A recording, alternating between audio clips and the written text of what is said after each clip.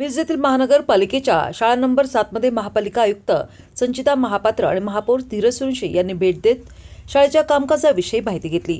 या ठिकाणी प्रभागातील राष्ट्रवादीचे नगरसेवक यांनी शाळेतील शिक्षकांना येऊन शिवीगाळ आणि धमकी दिल्याची लेखी तक्रार या शाळेतील शिक्षकांनी महापालिका आयुक्तांना केली होती। या पार्श्वभूमीवर महापालिका आयुक्त आणि महापौर यांनी शाळेत येऊन शिक्षकांना धीर देण्याचा प्रयत्न केला। गेल्या काही महिन्यांपासून प्रभाग 20 मधील शाळा नंबर 7 मध्ये राष्ट्रवादी काँग्रेसचे निवडून आलेले नगरसेवक आणि माजी नगरसेवक योगेंद्र थोरात यांच्यात संघर्ष सुरू आहे।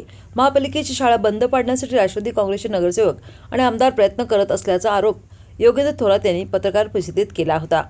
नंतर काल शाळेतील शिक्षकांनीच राष्ट्रवादी काँग्रेसच्या नगरसेवकांच्या विरोधात तक्रार दिल्यानंतर महापौर आणि महापालिका आयुक्तांनी या शाळेला भेट देत वस्तुस्थिती जाणून घेतली। तेव्हा प्रभाग 20 मधील महानगरपालिकेच्या शाळा नंबर 7 बाबत राष्ट्रवादी काँग्रेस नगरसेवक आणि भाजपचे माजी नगरसेवक योगेंद्र थोरात यांच्या सुरू असलेल्या संघर्षात शिक्षकांना टार्गेट करण्यात येत असल्यामुळे शिक्षकांचे खच्चीकरण होत आहे।